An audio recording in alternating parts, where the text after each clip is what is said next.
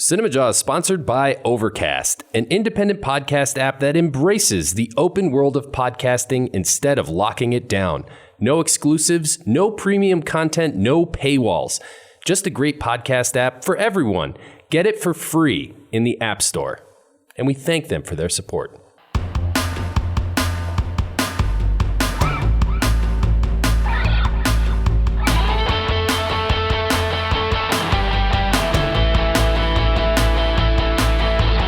You're listening to Cinemajaw, the greatest movies podcast ever, recorded on location from our respective homes in Chicago. My name is Matt Kay, and with me is Rye, the movie guy, and sitting alongside us is our producer, Filmy and Phil.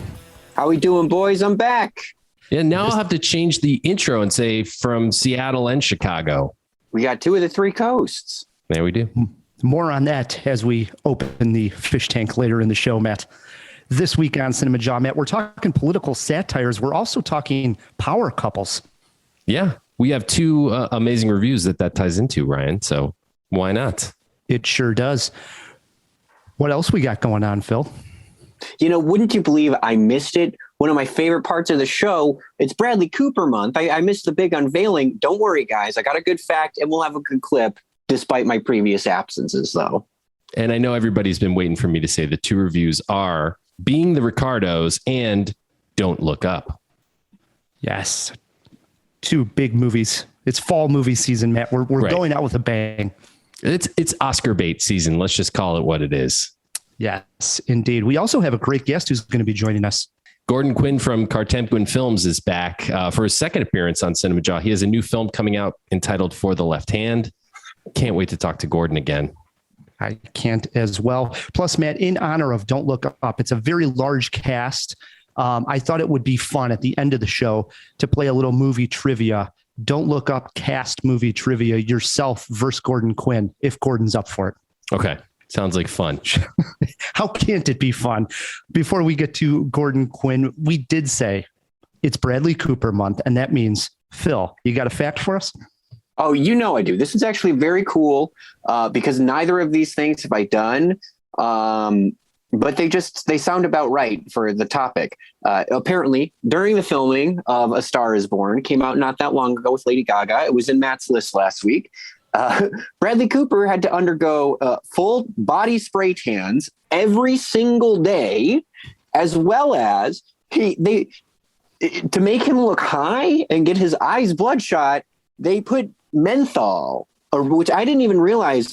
I think that's just peppermint oil, but maybe it's even more refined than that.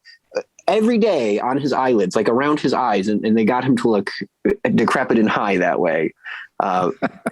Absolutely wild what they make these poor people do sometimes, but that's pretty crazy. That sounds like torture. I mean, the spray tans, I guess maybe not so much. You're going to look kind of gross, but the peppermint oil, yuck. Does that spray tan stuff like come off when you're sleeping? Like you wake up and your sheets are in orange color? I hope not. I wouldn't know. Yeah, I don't know. I have no idea. We'll have to ask Gordon. Good fact, Phil. All right, Matt, as you mentioned, our guest has been on the show before. He founded Kartemquin over 50 years ago now, Matt. Can you believe that? Yeah. He has a new film he directed entitled For the Left Hand. Gordon Quinn, welcome back to Cinemajaw. Hi, glad to be here, guys.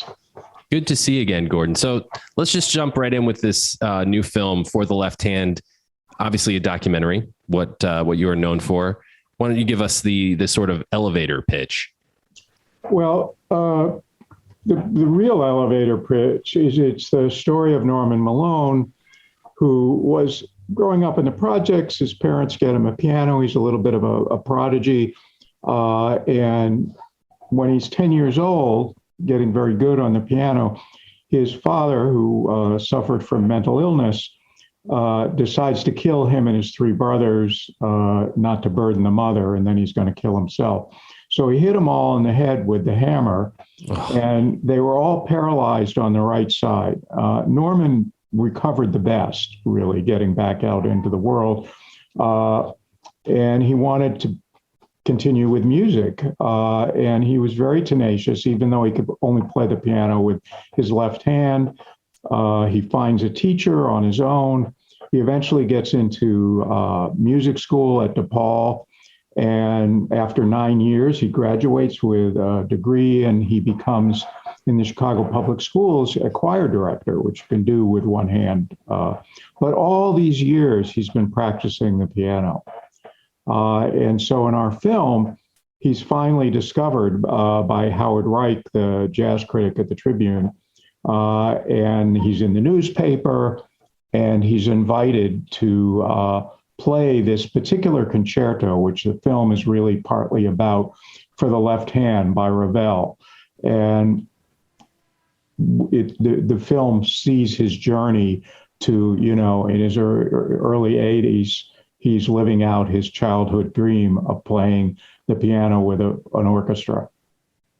So that's kind of the elevator pitch of the film. I had done a film 10 years before with Howard Reich, Prisoner of Her Past.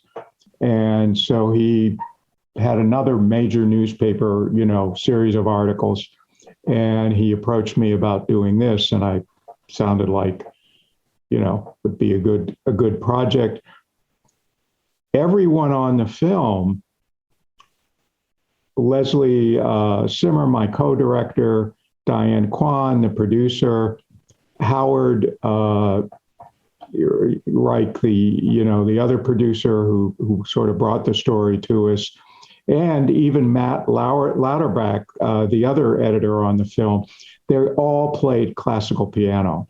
Oh, wow. Everyone did but me.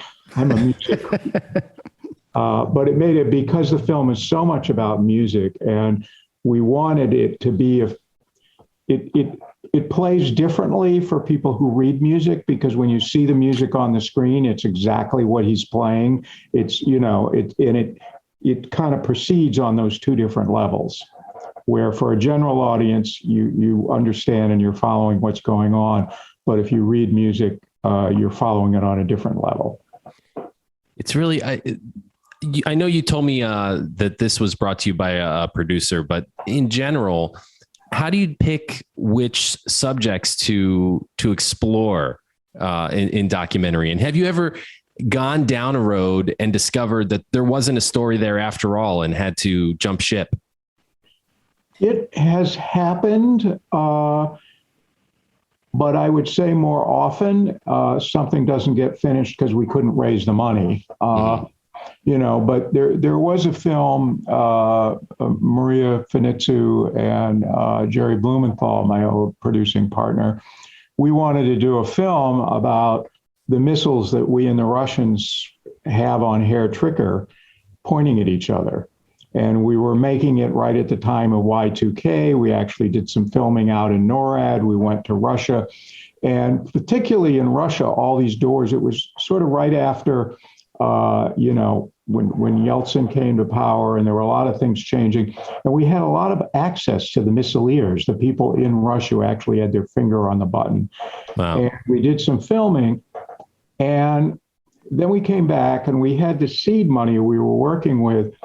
And the political situation changed, got much frostier. Our Russian contacts wouldn't call us back. It just, we weren't going to be able to make the film that we'd set out to make, because we really wanted to make the film about the families and the people of the people who actually have their finger on the button, both here in America and in Russia.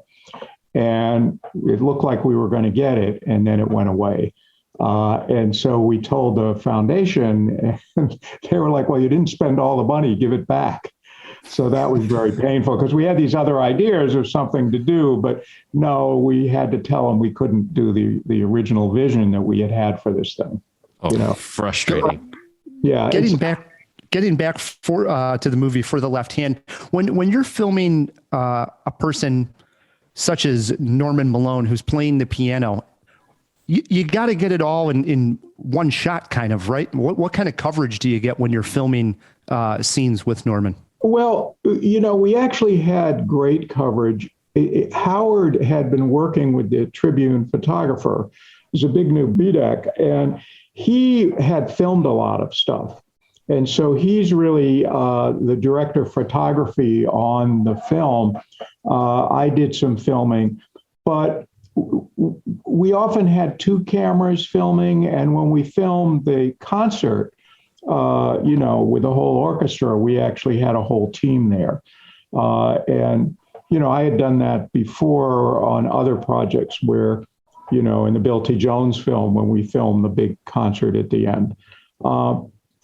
One thing that was different about this is that, like in A Good Man about Bill T. Jones, you're following them preparing this concert through the whole film. And then we get to the end of the film and it's opening night and the concert begins. And you've even seen clips of the final performance. Mm-hmm. But the film ends right at that point. It's like, you want to go see the performance, you got to go to the performance to see it. Even though we've shown you clips from it, the way we weave things together and stuff. But with Norman in this film, you actually see him perform. I'm kind of giving away the end, which as the film unfolds, you really don't know, is this going to happen? Is it going to work out? It's a high stakes kind of situation. He's playing with an orchestra for the first time in his life, which is very different from practicing on your own, and you've seen the whole process. But it echoes so much of the work that I did, particularly over the last, 15 years, some with Jerry Blumenthal too, where we were very interested in the process of how art gets made, and then seeing that art go out into the world. And in general, the role that it plays in a democracy, that was kind of a theme. But the truth is, I don't make a lot of movies anymore. I work mostly with younger filmmakers around Kartemquin, and emerging filmmakers work with them on their projects. And I still work on some of Steve James's films, but more in an executive producer, kind of editorial consultant, and I'm not really directing it. Yeah, we talked about City So Real, which was through Kartemquin. Yeah. What an amazing accomplishment. Again, he captures, this entire political mayoral race here in Chicago in such a way that only I think Steve James could capture it. Yeah, it was, in some ways, he's been talking about this idea for many years, and we have old proposals that Steve and I pitched to people looking for democracy, and the idea of a kind of, he was inspired by Chris Marker, the French filmmaker, and you see those arbitrary connections. You start filming something and you meet somebody and then you go with them. Where is this taking us? There's no, you don't know where you're going. It really was that kind of project that so many amazing coincidences and serendipity would happen, And so it's a great film. Of course, we had two films that Lori Lightfoot appears in right at the same time.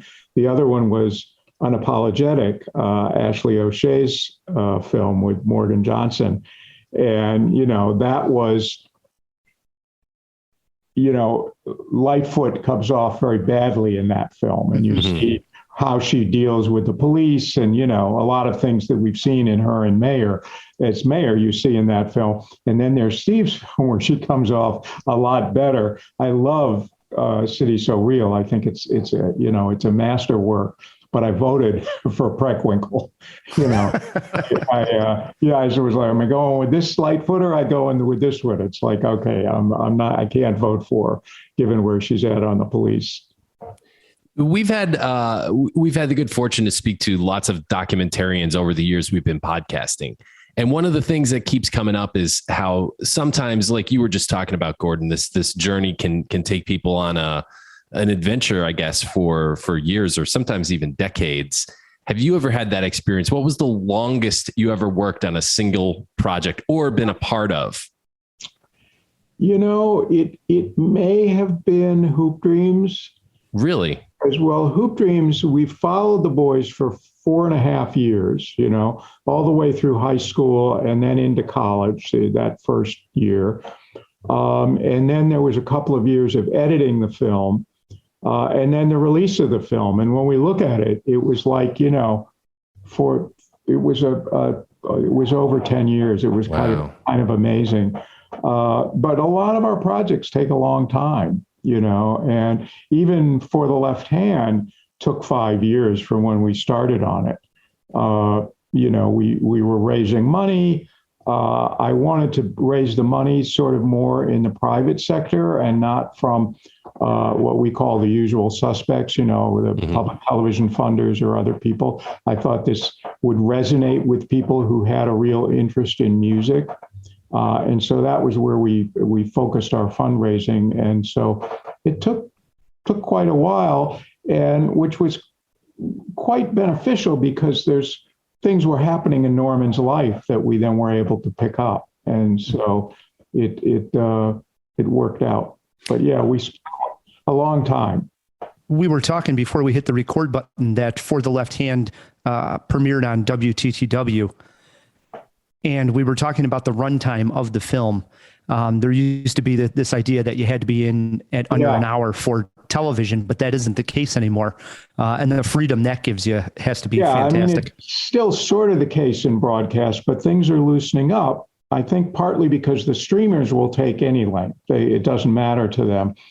And so we were thinking that we were going to have to cut it down to an hour, which is what we had done with Prisoner of Her Past. But when we started working with PBSD, who was the one that they took it out nationally, and they were like, "No, we'll take it at 73 minutes." Now, I must say, with Prisoner of Her Past, when we did, Jerry and I cut it down to 57, 56, whatever it is, minutes, and we looked at it and we were like, you know what? There are a lot of things I miss, but it's a better film at 56 minutes. And we wound up with only one version of the film. But this one, partly because we let the music play out and because we want, people to kind of be drawn in to the music itself, I think that, if we do have to cut it down, we're talking now to a European distributor who's saying, that there may be some people who are going to want that hour broadcast version, and we'll cut it down if there's a sale to be made. Sure. That's hard, though. The other tough thing I think that you have in front of you here, Gordon, is you get these young filmmakers that you say you're working with at Kartemquin, one of them being Bing Liu, who was nominated for Minding the Gap. Yeah. Is it difficult now that Kartemquin is attracting all this young talent? Is it difficult to figure out who you should work with? And is it tough to say no to some when you got to choose some projects? Yeah, right? It is in some ways. I mean, you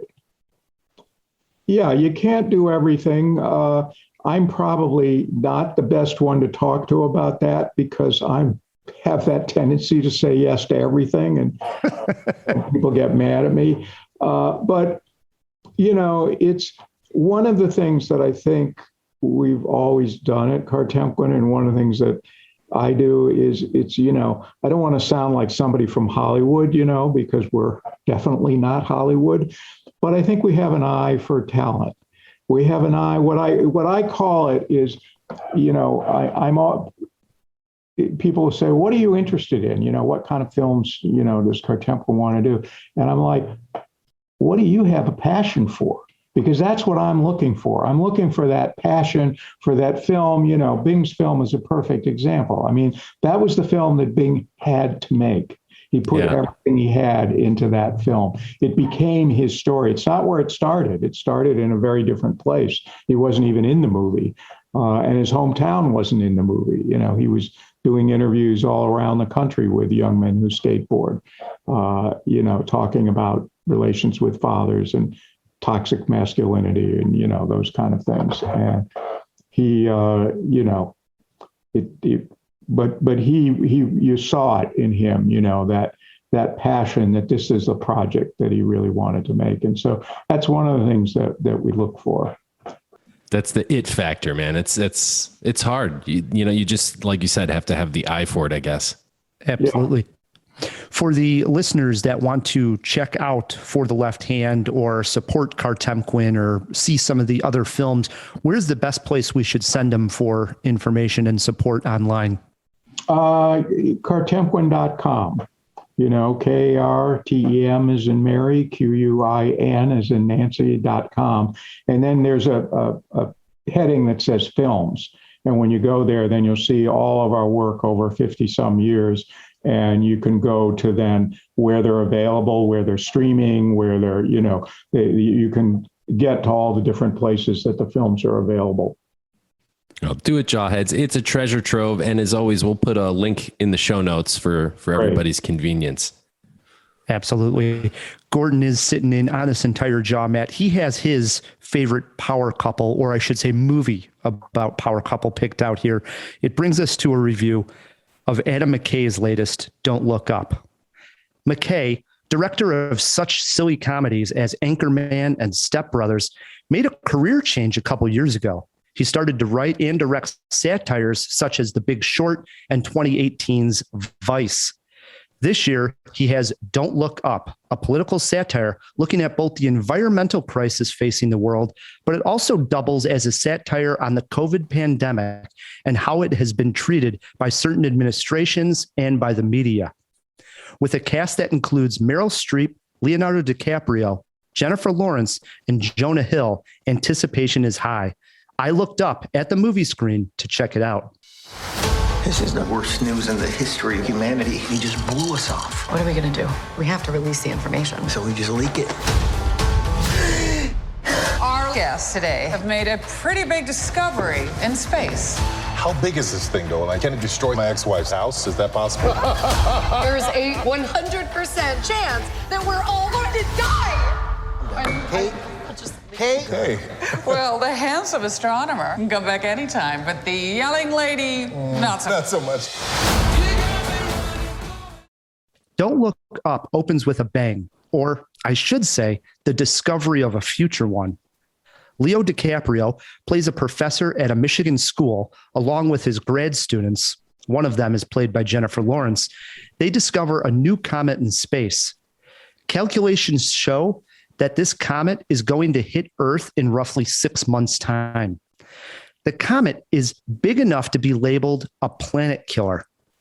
The two are whisked to the White House to explain their findings to the President of the United States, who is played here by none other than Meryl Streep. Of hearing the news, her concern is not so much with saving the planet and or humanity, but how will this news affect the midterms? Adding to the insanity is Jonah Hill, who plays her son, and is not only part of the administration, but is also high as a kite the entire time. DiCaprio and Lawrence then become the faces of the impending disaster, going on talk shows and becoming the butt of jokes across social media platforms. As the clock ticks down, the craziness elevates and the laughs become bigger. Soon, half the population believe the scientists and half do not. Sound familiar? For someone like myself, who has to ignore the online discourse these days due to immense frustration that comes with human stupidity, I found Don't Look Up to be a savior. My anger and irritation was turned into laughter for 2 hours. Finally, someone sees the absurdity of the situation as I do. The film also sports some fun smaller roles by Ariana Grande, Timothée Chalamet, Cate Blanchett, Tyler Perry, and my favorite, Ron Perlman. God, is he hilarious in this. Toss in a great running joke about crackers and water, and you have a great movie to watch, even if it is our last hours on Earth. Don't Look Up was a total blast. Wow. I actually remember seeing the trailer for this. I was really excited. So it delivers. Yes. I think people who are not going to be as big as fans will probably say it's kind of taking a swing at low-hanging fruit, that it's not a smart enough satire. But for me, being frustrated, and I think there's a lot of people out there. Oh, I thought you were going to say, for me, being not as smart, No, but for being frustrated and is anger as much as I have, and getting to the point where I don't even want to pull up Twitter anymore. And dude, I'm with you. It gets so annoying that to see a movie take that and actually turn it in a humorous way actually felt like a release in the theater. It was like I could almost feel my shoulders relax because I was laughing at exactly what I needed to laugh at for 2 hours, you know? That's great. I think everybody could use a little catharsis in that way, man. Absolutely. What about a jaw-dropping moment? So there is a scene here where DiCaprio, and maybe we'll get to this in our questions about people having breakdowns. DiCaprio finally loses it. He plays this scientist who, you know, his grad student, Jennifer Lawrence, actually discovered the comet, but takes place at the university and course that he was teaching. He finally has this moment. He actually sort of gets whisked up in the moment, and, you know, he becomes this sort of like good looking scientist on all the talk shows, and, you know, people are judging, you know, how hot he is and whatnot. And he actually gets taken away with it for a little while, but eventually he comes back down to earth, realizes how crazy he is back on this talk show that is being hosted by Cate Blanchett and Tyler Perry. And he just can't believe that no one is taking it this serious. Like, this is the end of humanity, guys. And you guys are still, you know, making little jokes. And he just has his breakdown on television. He finally goes crazy, yelling at the cameras, and has his moment almost like in Network, where you get I'm mad the as hell. speech, I'm mad as hell and I'm not going to take it anymore. He finally lets loose, and it's one for the books. It's absolutely hysterical. Dude, can't wait to see this. How about a movie poster quote?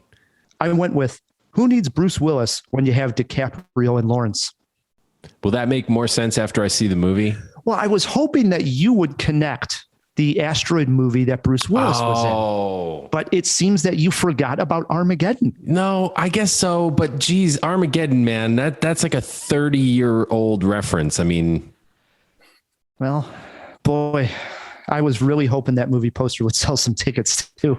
That movie poster quote, but I guess it's just not going to get there. Yeah, maybe not. Hopefully this review the will millennials help have no idea what you're talking about, Ryan. 3.5 Jaws for Don't Look Up. It is playing now in limited release in theaters. It hits Netflix on December 24th, right for the holidays. We'll be able to check it out. 3.5 Jaws. So Gordon, Matt, it got me thinking, because this is a political satire, there's many great ones out there. We could go on and on. We could do a whole top 5, and I believe we have in the past. But if we're going quick, do you got your favorite political satire film, Gordon? You know, political satire, I talked earlier about the project we pursued, Arsenals. I mean, for me, it's got to be Dr. Strangelove, you know, Stanley Kubrick's film. That was incredible, you know, incredible film. And I can't remember the scene. There is a scene there with a mental breakdown, I think, with the general, you know. Yeah. Matt, how about a political satire film from you? All right. So a political satire. Honestly, I had Dr. Strangelove on my short list as well, but I will go with my substitute here, a film that I saw way too many times as a kid, Spies Like Us. Hilarious comedy, Chevy Chase and Dan Aykroyd. Their one and only collaboration, I'm pretty sure. Can we throw that in the fish tank too, Phil? I'd bet big on that. But obviously, it's a lampoon of the Cold War and all the espionage that was going on in the time. And those two, you know, were at the top of their game here. This was like late 80s, I believe, 89 maybe. It's a great movie. What about you, Ray? For my political satire, I have two here that I wanted to talk about really quickly. One of them we did discuss here on Cinemajaw when we did a retro review. It stars Laura Dern. It came out in 1996. Citizen Ruth.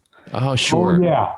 And it is a satire on the whole abortion argument. And it caught me by surprise on what a satire it was and what, you know, kind of biting commentary it had, and just how wonderful Laura Dern was as a very young actress and still is today. A fantastic performance. Great. Burt Reynolds pops up in there as well. The other one was Idiocracy, which is if you haven't seen this one, Jawheads, I skipped it for years. I literally didn't think it was worth checking out. And when I finally did, I thought, what took me so long? But the premise is that Luke Wilson is like your average Joe. His name in the movie is Joe, and he's like a librarian who is frozen for 500 years. And when he wakes up, basically he enters a world of, all these idiots running the world. Intellectual curiosity is dead, and social responsibility, the intelligent people have become an endangered species. And it's hilarious because yes, it sounds familiar, Ryan. We're headed that way. So it is really a good film to check out. It's not even a satire. Sometimes I swear it's more closer to a documentary that Kartemquin would have made nowadays. Scary. I just wanted to mention one other one because people might not. It is a television series. Ran in the summer, I think 2 years ago, called Brain Dead. Did you guys happen to see that? I have not. Very, very funny. The premise is it's set in Washington, and the outer space, there have been invaders from outer space, but nobody knows that. They're these little bugs, and they are landing in the heads of Republicans. And that explains their behavior. You know what I mean? There's a young, there's like 6 episodes or something, and it's quite funny. Nice. I'll check it out. Yeah, I'll write that one down. Brain Dead. How about in a mental breakdown or emotional breakdown scene on film? For me, scenes of people going berserk or crazy aren't necessarily the scenes that get me. And one of my scenes that I saw it as a kid or something, and it stuck with me all these years, is the water scene in The Miracle Worker. Where it's like she's finally made the connection, and nothing will be the same. So it connects on an emotional level to one of my deep kind of values, which is education. And she's learned something that then opens everything up. And I have not seen The Miracle Worker. What is the? It's the Helen Keller story. It's the old one with I'm forgetting who the actors were. You guys would know this. Yeah, we'll throw it in the fish tank. Phil will look it up and get those. Yeah, because it's the old original. They're doing there's a documentary out about her now. Yeah. And that was another aspect of the Norman Malone film. I mean, stop me if I'm digressing too much, but there's a documentary about Helen Keller that they do a lot of interesting things in terms of accessibility and making accessible to the blind. And there's somebody on screen constantly signing and all of that. But with the Norman Malone film, we really wanted to make it as accessible as we possibly could, because one of the sub-themes does deal with his disability and how he moved forward with that. And so, of course, we have closed captions, but we also did audio description for the blind. And that will all be on the DVD with some extra scenes, which is coming out early next year. That's awesome. Wonderful. All right. Total opposite of you, Gordon. I love a great scene of somebody going bananas in a movie. I love high emotion and drama, I guess. And man, for my money, I don't think anyone does it better than Nicolas Cage. Yeah, that's what I was thinking of. If you made me choose just one, because really almost every single one of his movies you could make a case for, but I'm going with Mandy.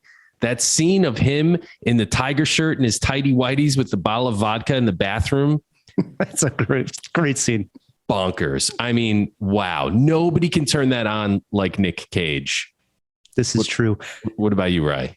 So I went more emotional breakdown for the top pick here, which was done by Tom Cruise in the Paul Thomas Anderson movie Magnolia, where it was a different type of role for Tom Cruise. Usually he's this action star. And in this one, he plays JT Mackey, who's like this macho guy who seems like he has no emotion on the outside, and his father is dying.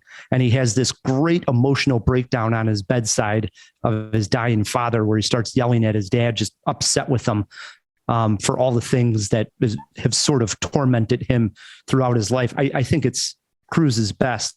Wow. And speaking of Tom's, how about Tom Hanks at the end of Captain Phillips, where he plays Captain Phillips? They're taken over by pirates on the high seas, and he has to put up this strong, leader front. He's got to be there for his crew, be the captain of his ship all the way through that just crazy, tragedy that goes down. Yeah. And then it's at the end of that when he finally has that release where they come in and they start asking if he's okay. And he just has this breakdown, where it's not his blood. He starts crying, and he just can't hold it together at all at that point. I love that Tom Hanks scene also. Yeah. Well done. I almost forgot about that.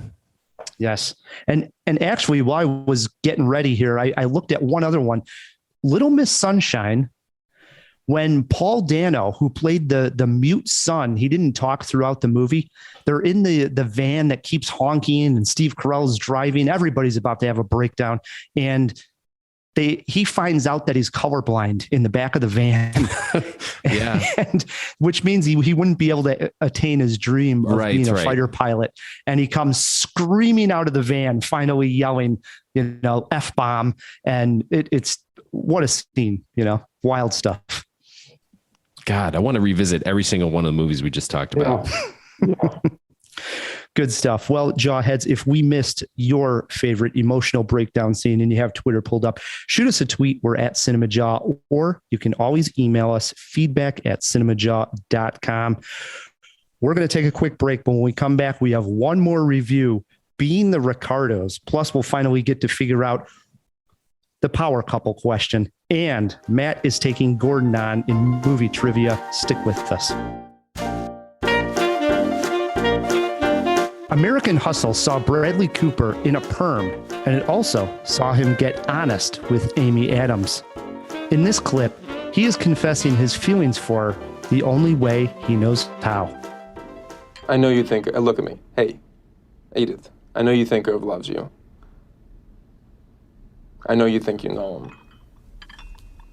You think that he sees the world as this cold, dark place. And he cares about nobody but a very few people on a short list. His son, his father, Rosalind, and you. And you think you're on the top of that list. What if you're not? What if you're not on that list? What if you're not even on that list at all? He'd be in here right now if he took the check. But no, you did. God, it's so clear to me. It's so crazy. It's clear to me, but it's not clear to you. He uses you, Edith, to protect himself, to protect his son and his wife in Long Island. No? Yes. He put a ring on her finger. He adopted her son. They have a huge house. They have 2 cars. What does she do all day? I'll tell you what she does. She plays with the nails, she watches TV, and she spends your money, the money that you make. I don't like that you're in jail while he's going free. I don't like any of that. I want to help you. All the razzle-dazzle that he does, it's not good. It's not real. It's fake. It's not real. Who you are is who you are between you and God. You and your soul. That's what matters. That's what counts. That's what I'm about. And that's what I see in you. Tell me you didn't feel it the first time we saw each other. Am I crazy? I don't think so. I'm not supposed to be talking like this, but I don't care. I break the rules. Okay, Edith, I want to help you. I like you.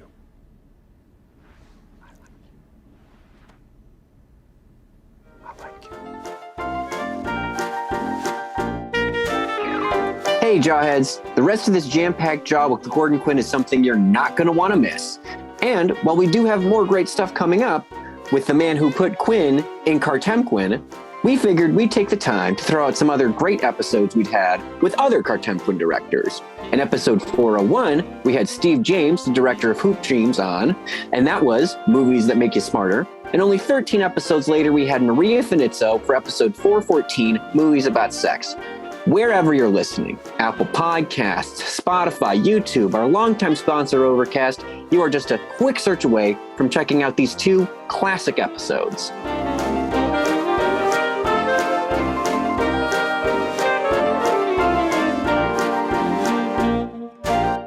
And we are back on Cinemajaw, hanging out with Gordon Quinn from Kartemquin. His new film is entitled For the Left Hand. Gordon, it's always exciting when you have a new project coming out, and anything, frankly, from Kartemquin. So I wanted to ask, what's next? What's coming down the pipe here? Well, Steve James has a new project that we can't really talk about. But there's a film that we're associated with that is about Standing Rock, which I think is going to be very exciting. And there's a lot of things in the works. It does sort of, there's right now, there's things that are getting finished, that have been in the works for quite a while. It's always great. Was it tough during, it seemed like there was a shortage there when we were all in lockdown. Is it good to be working again here? Yeah, I mean, Kartemquin, we went virtual, and I think they closed down. I think if they closed down when I was still in the hospital, I was very early with COVID. But, there are people now back in the building, and, some people are still working remotely. We're sort of like hybrid like that. But I know with the film coming out, it's like, I've been traveling. I've been going to film festivals. We were in Woods Hole. We were in October in Billingham, Washington. We were in the United Nations Association Film Festival in Palo Alto, San Francisco. So it's been great to be traveling. And Howard has been going to some of the ones that I couldn't make, San Francisco. He went to, he did come to Palo Alto. We were there together.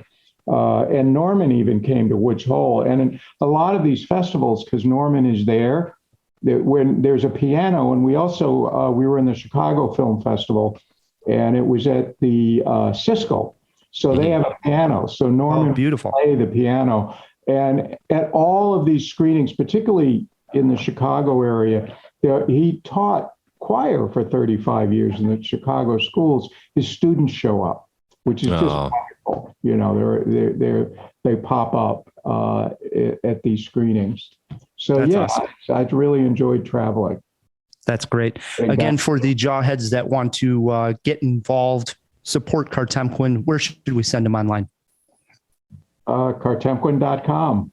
It's we're that old. When we're a not-for-profit, 501c3. But when we started, we were a little company, and it was when the internet came in, it was all .com. So we're a .com.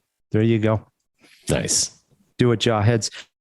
Matt, before we get to our other review and play trivia, we threw a few items into the fish tank, and Phil, all the way over in Seattle, he's settled in now. Let's open up. For the first time in my life, I got sciatica, which, how dare I have a bony ass? That's no joke. That's that okay. Hurts.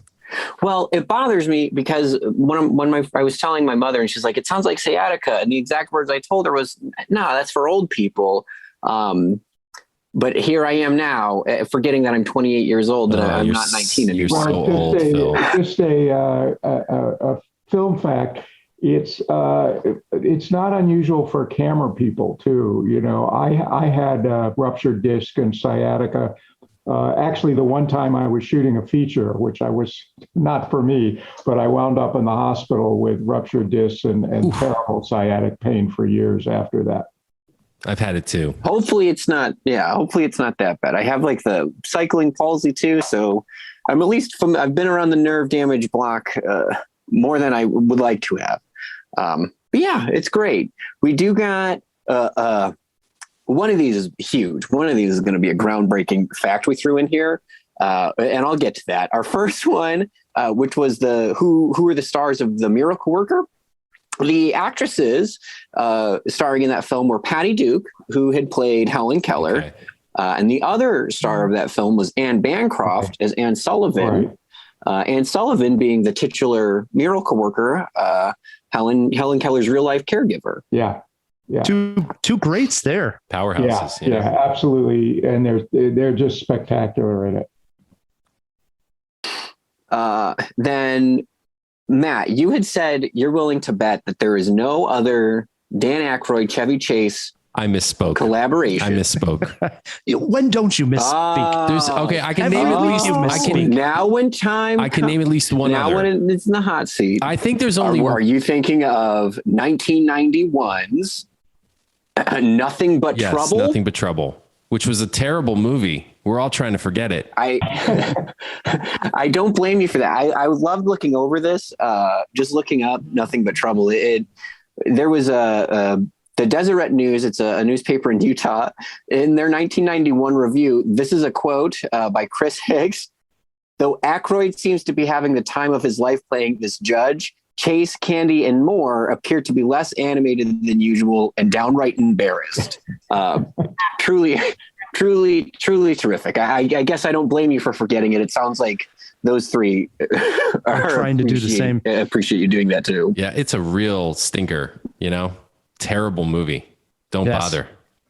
Were those the only two questions, Phil? That's all we got this week. Yeah. The other question, I teased it at the front, was spray tans. Does that stuff stay on your sheets? Gordon, can you help us out? Spray tans. Does it get all over your bed sheets? Spray tan. Well, I would think if they made it to be spray tan, that it would not get all over your bed sheets, and they would probably, they may be lying, but they would certainly say in the ad that you don't have to worry about that. We'll take his word for it. I think he won me over with that one. Yeah, I agree. All right. Get back in that fish tank, Phil. Can do. Being the Ricardos, the great Aaron Sorkin is back in the auteur seat, this time delving into the tumultuous relationship of television icons Lucille Ball and Desi Arnaz. With a couple of powerhouses in Nicole Kidman and Javier Bardem in the leads, and a fantastic supporting cast to boot, can Sorkin make us remember why we love Lucy, or is this just a rerun?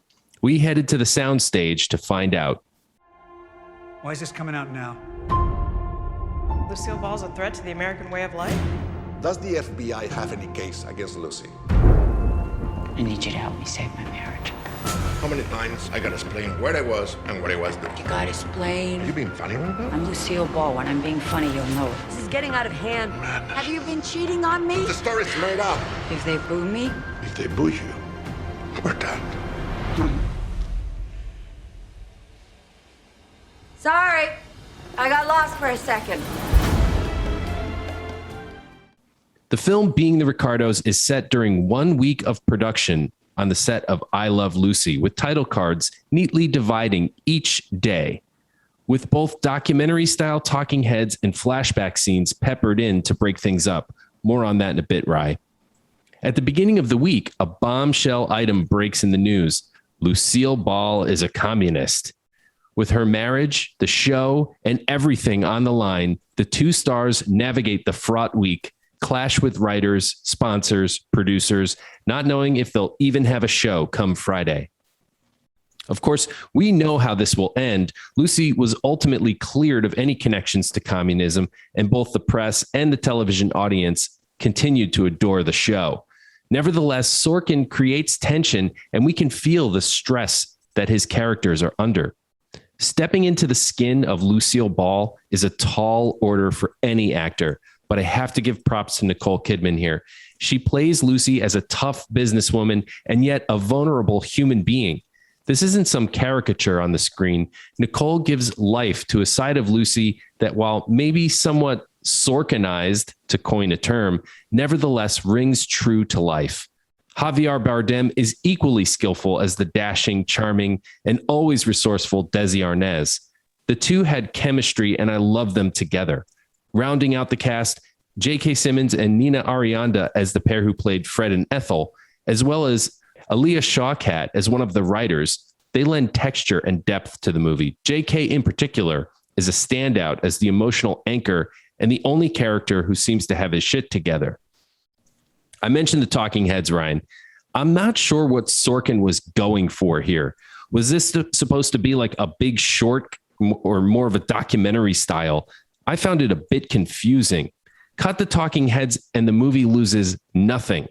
Also, the flashbacks. Here is an example of what I was talking about a few weeks ago, where black and white versus color could have been applied in a very good way. and separated the flashbacks from the current timeline, because I had a hard time keeping track of exactly where I was. The last thing that I found lacking was that classic Sorkin punch. I would have loved to have seen Lucy get the Social Network type dialogue. And while we see the edges of it and the dialogue is good, it never quite soars to the heights that he's capable of, in my opinion. Being the Ricardos was a good movie, but perhaps not a great one.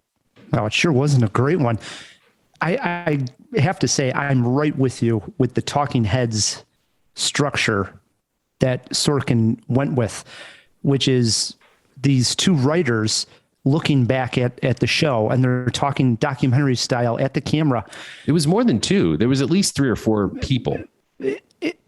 At least 3. Okay, I'll give you 3. Terrible. Not only Awful. are you right that they if you take that away, the movie loses nothing. It was almost a complete head scratcher why they were there. It like takes you out of the movie. If it didn't commit enough to that style, it only went to that 3 times. Why even do it? I had no idea why they were going to this style of talking heads.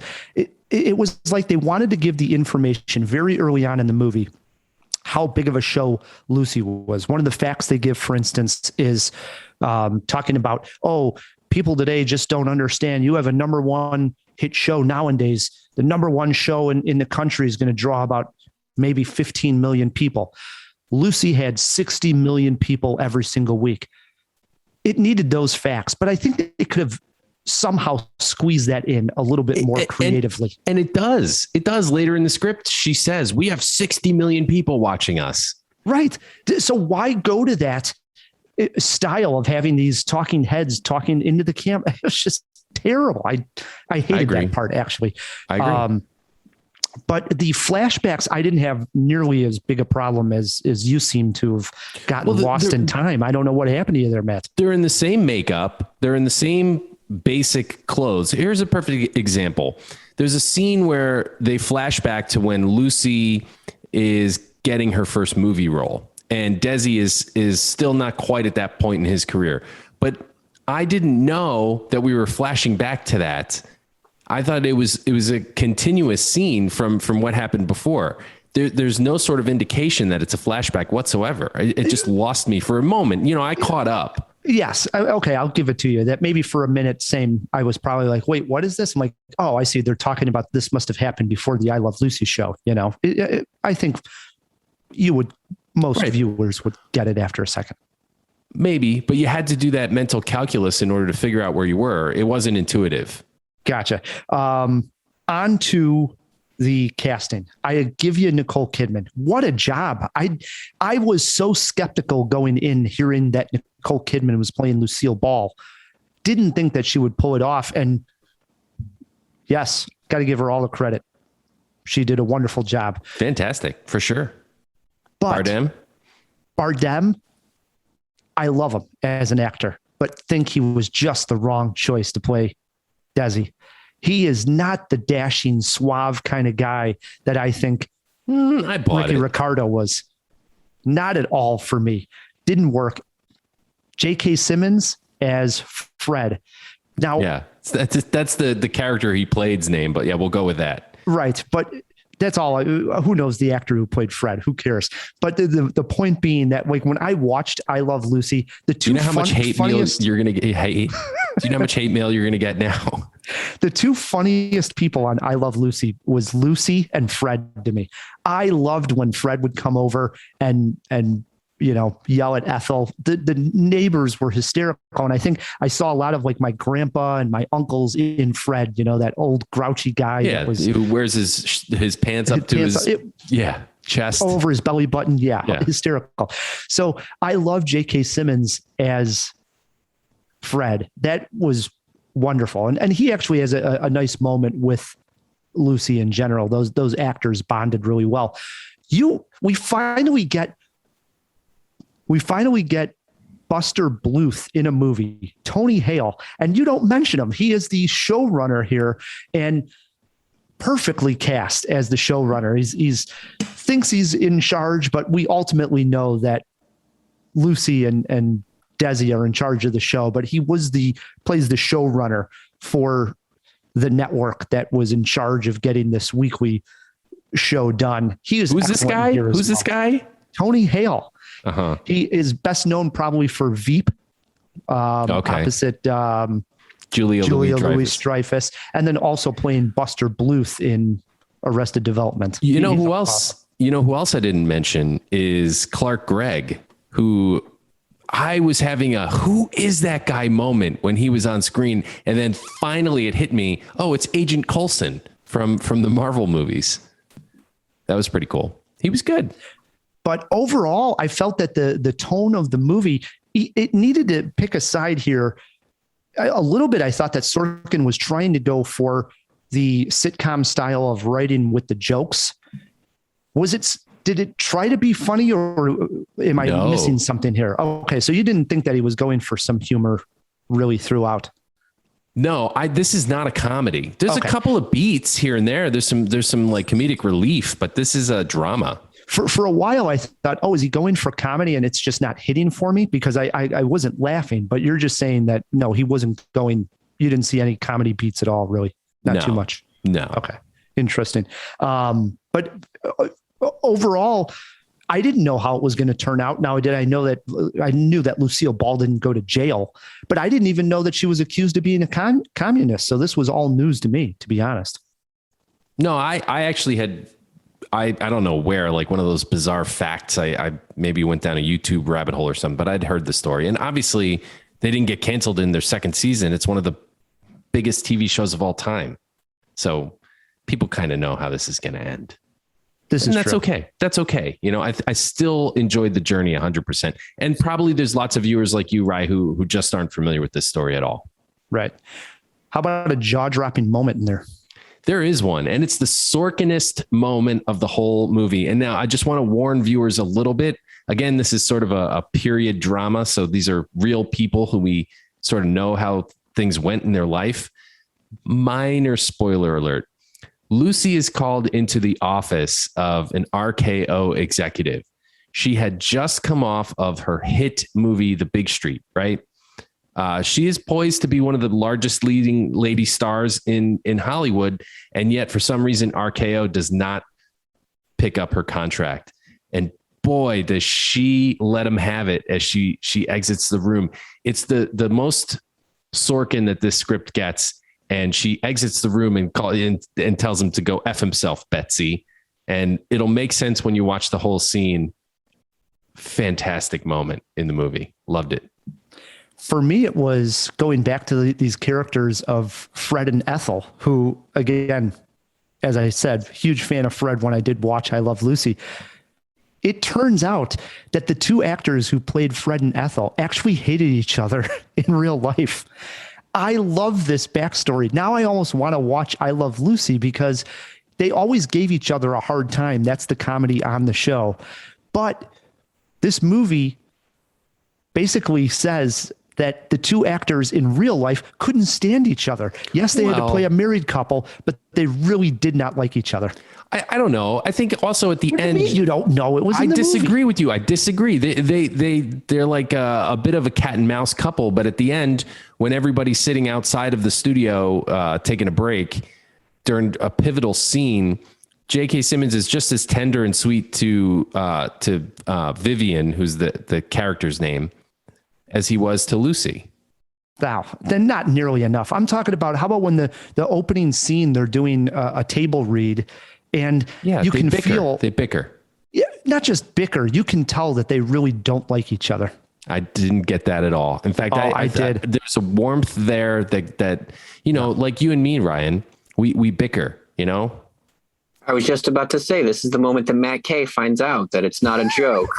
Right. It's not a bit for the show. It isn't. He really doesn't like me. God. Yeah, we're pulling the curtain too far back here. But so wait. In this equation.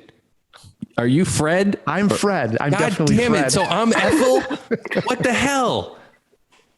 Jesus. I guess if you don't want to know the answer to the question, you shouldn't ask it. How about a movie poster quote, Matt? You'll love Nicole Kidman as Lucy.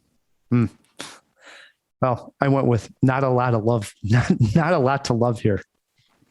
Yeah, I mean that's the low hanging fruit. But yeah. How many Jaws you giving this thing? 2 Jaws. I think this is middle of the road. A bit of a letdown with all the talent involved, especially Aaron Sorkin writing and directing this. See it for Kidman's performance. And if you like the show, I'm not going to completely steer you away, but I was a little let down. I wasn't nearly as let down as you. I did expect more with these names attached, especially Aaron Sorkin. I missed that dialogue, but I'm giving this 3.5 Jaws. It was a fine movie. It's a big recommend for me. This one is playing in limited release in theaters. It hits Amazon Prime exclusively in 2 weeks on the 24th. So do check it out there, Jawheads, and let us know what you thought. Being that Desi and Lucille were such a power couple in Hollywood, it got me to thinking, Ryan, can you think of any other power couple movies or movies that feature a power couple or something like that? I struggled a little bit with this one, to be honest, but I did come away with 2. Maybe they're not power couples, but the first one was Johnny Cash and June Carter in Walk the Line. Yeah, definitely. Right. And you got 2 extreme talents, two unbelievable singers and people that could get on stage and entertain a crowd. And you see how difficult their relationship took to get going because I think of their talents were so extreme. So that's one example of it. And the other one is a much smaller film. Believe it or not, it was directed by Madonna. And it was called W.E., and it is about King Edward VIII and Wallace Simpson. And Wallace Simpson being the American socialite who actually got King Edward VIII to give up the crown. Right. And I think I probably heard of that or read about it when I was, in college, came across the fact. But for me, I learned from movies, Gordon. And so when I actually see a movie like this, it really clicked like, wow, this really happened, and of course, then Queen Elizabeth's father is actually who got the throne, which was King Edward VIII's brother at the time. So it was kind of crazy that he gave up the throne. But that's what happens when power's involved, Matt. It's a power couple. I think it's crazier that Madonna directed a movie. I had no idea. She did direct a movie, believe it or not. And it's a good one. Yeah, I don't know if I ever saw it, but I do vaguely remember that it came out. Yeah, Gordon, how about a movie about a power couple? Do you got anything on the top of your head? Well, the one that you might think that this is a bit of a stretch. It's one of my favorite feature films. It's called A World Apart, and it's by Chris Menges is the director. He was a cameraman, and this was, I think, the first time he directed. And it's about Ruth First and Joe Slovo, who were white fighters against apartheid. They were part of the African National Congress. They were, jailed. She was jailed many times. And the film is based on the book by her teenage daughter. And it's just so subtle. And because it's particularly looking at the mother who was in jail many times. And the daughter, admires her. She kind of worships her. But at the same time, she wasn't there for her. Mm-hmm. She wasn't there for her when she was growing up. So it's dealing with that fundamental family contradiction that you sometimes see in those situations where there are these very powerful people. And so I went there because it is one of my favorite movies. It's a good pick. I mean, I don't know. I'm not going to be able to follow that.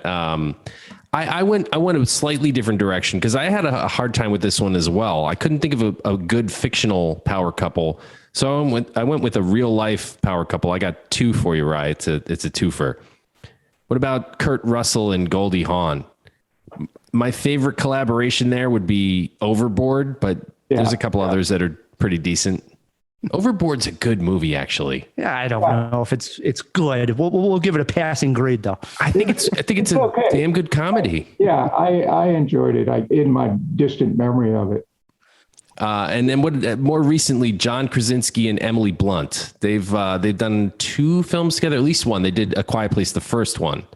Yes. Well, he appears in the second one as well, and he directed it. So both Quiet Places.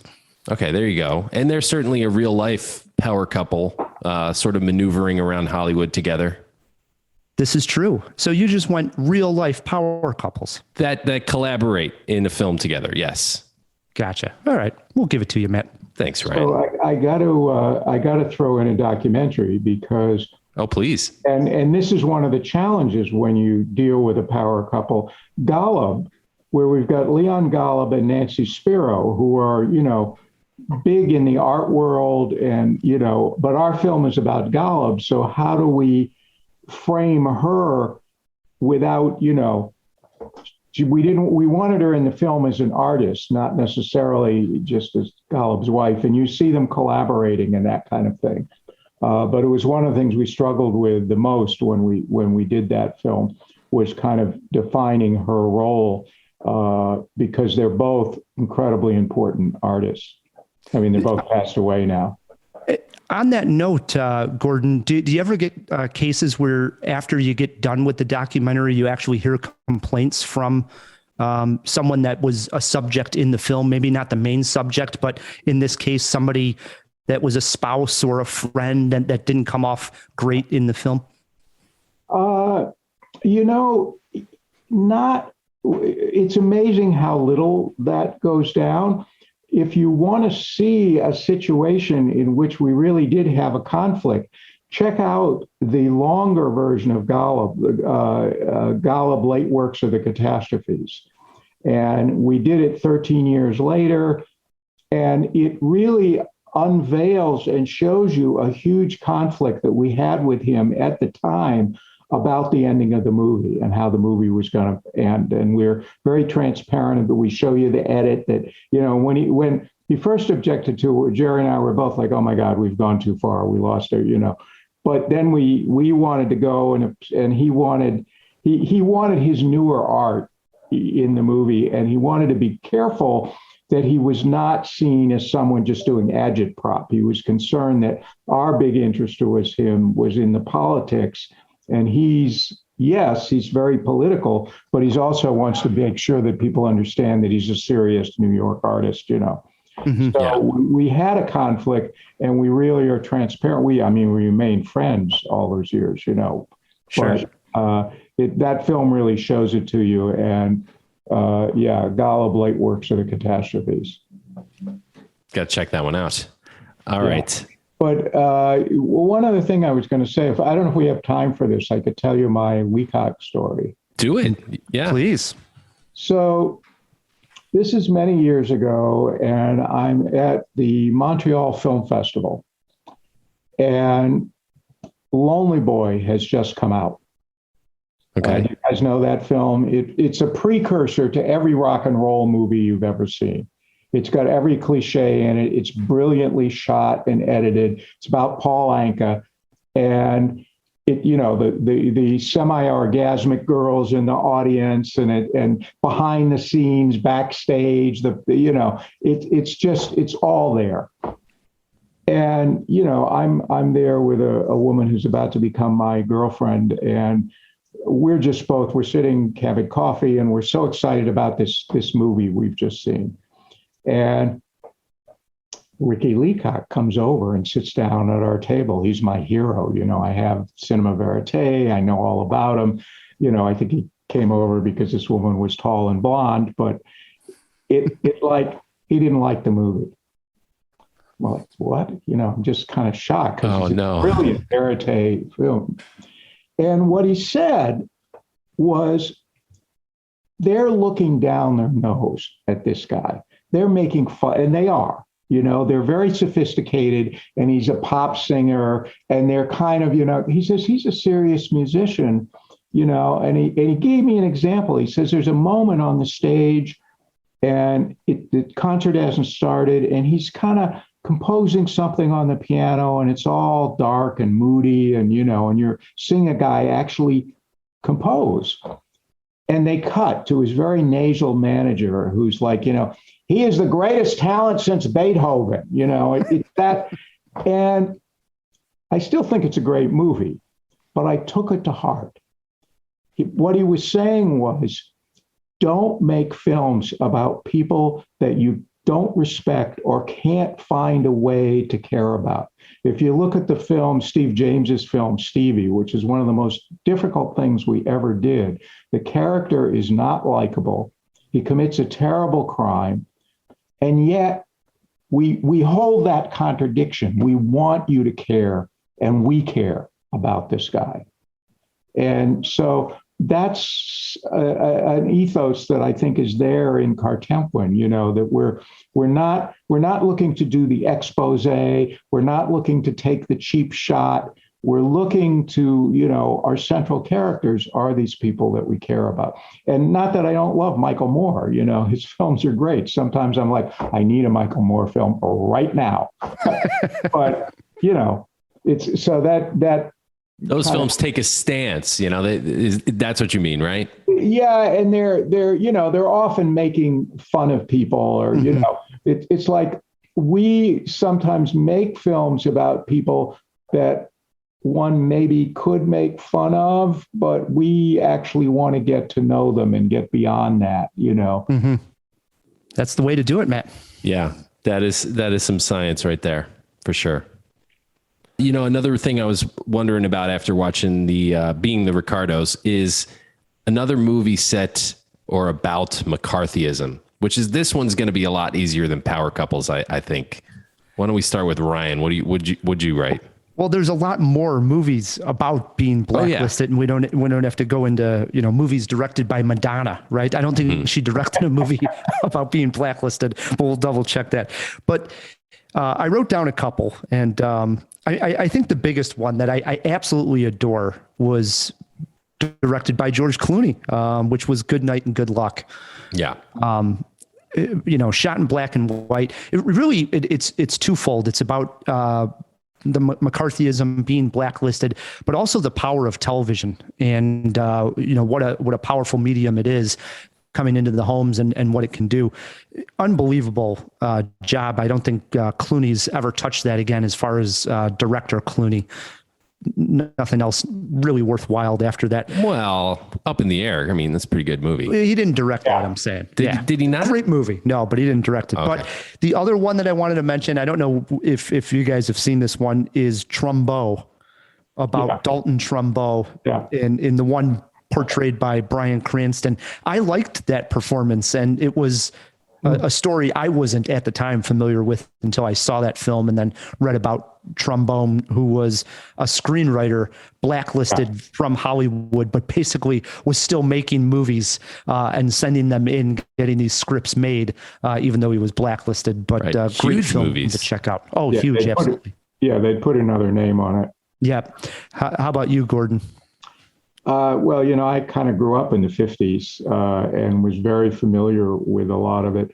I probably have, in a little bit obscure, there was a film, He Who Must Die, which was made by Jules Dassin, who was a blacklisted director.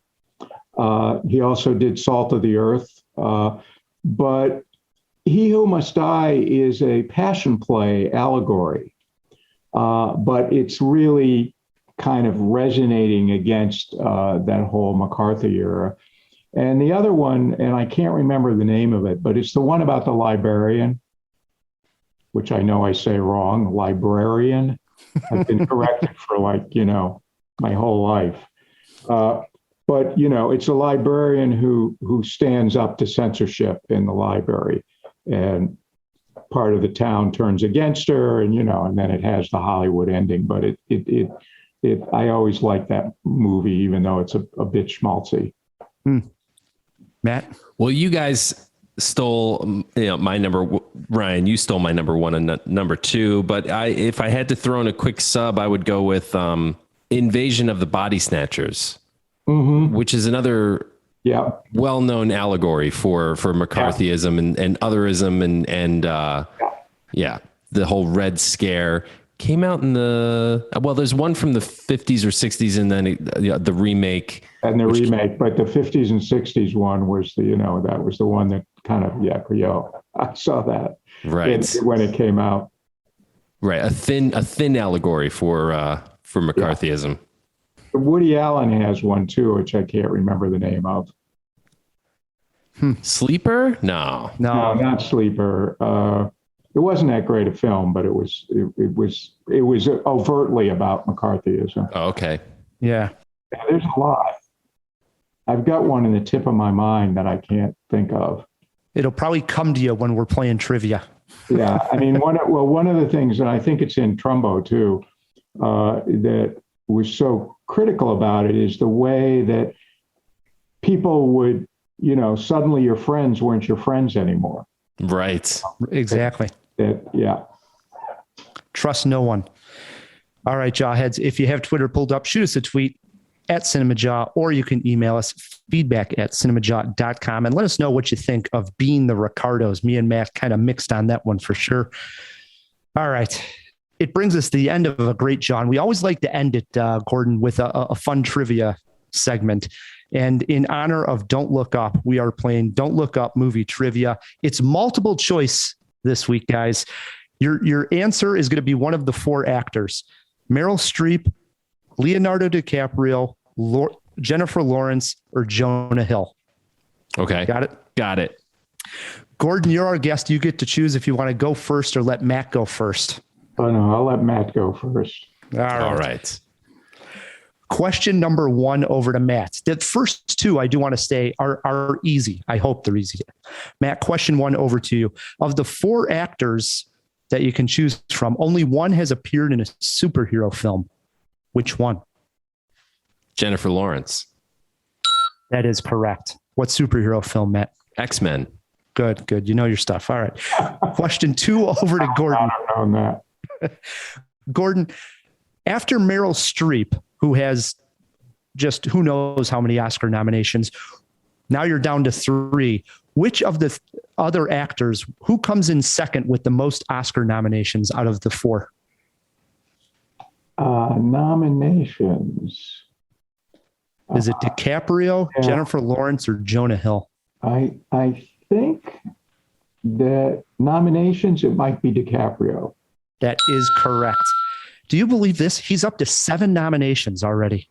Wow. Good for him. I mean, he started pretty young, He did. 1 win, 7 nominations for DiCaprio. 1-1, question 3 over to Matt K. Matt, which actor has appeared in a Wes Anderson film? Of the 4, which actor has appeared in a Wes Anderson film? Streep, Leo, Jennifer Lawrence, and Jonah Hill. Wes Anderson. I'm going to say Jonah Hill. That is incorrect. Gordon, you got a chance for a steal. Do you know which actor appeared in a Wes Anderson film?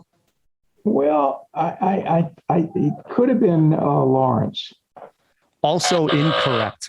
Meryl Streep, believe it or not, she was in Fantastic that would have been my Mr. last Fox. choice. Yes, she was the voice of Fantastic Mr. Fox's wife.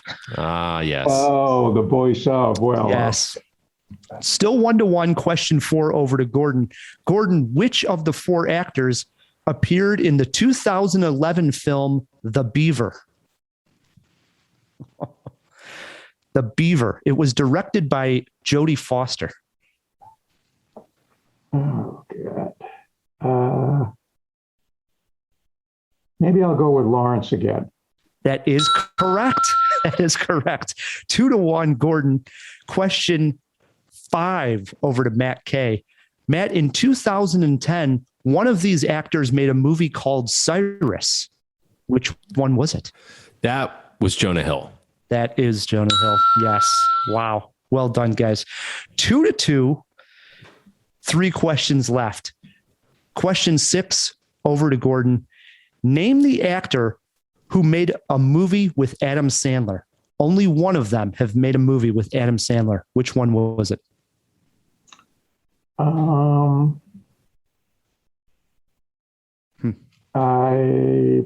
go with Lawrence again. Went to the Lawrence well one too many times. Matt, you got a chance for a steal here. All right. So the biggest comedian of the bunch would certainly be Jonah Hill. But I'm guessing this is probably one of those, trick questions. So it's probably like Meryl Streep. I'm going to say Meryl Streep. Should have went with the easy answer, Matt. It was Jonah Hill. Damn. Still 2-2, 2 questions left. Matt, question 7. One of the 4 actors has worked with Tom Cruise. Only one of them has worked with Tom Cruise. Which one was it? Meryl Streep, Jennifer Lawrence, Leonardo DiCaprio, or Jonah Hill? Which one has worked with Tom Cruise? Leo. That is incorrect. He narrows it down. You get a guess here, Gordon. It's either Meryl Streep, Jennifer Lawrence, or Jonah Hill. I have no idea. Well, I might as well go with Lawrence again. He loves going with the Lawrence pick. Incorrect, though. It was Meryl Streep in the Robert Redford directed film Lion for Lambs. There you go. Did not see it. Yeah. So it comes down to the last question. It's tied 2-2, and the last question's over to Gordon. He can win it on a walk-off. Here he goes. Only one of these 4 actors has made a movie with Sharon Stone. Which one was it?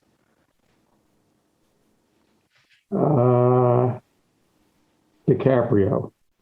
That is correct. Wow. Well done, Gordon. They made in 1995. They made a Western called The Quick and the Dead. Leonardo DiCaprio and Sharon Stone was in it as well. Mm-hmm. Gordon wins this one 3-2. Let's get a virtual handshake here. Virtual handshake, sir.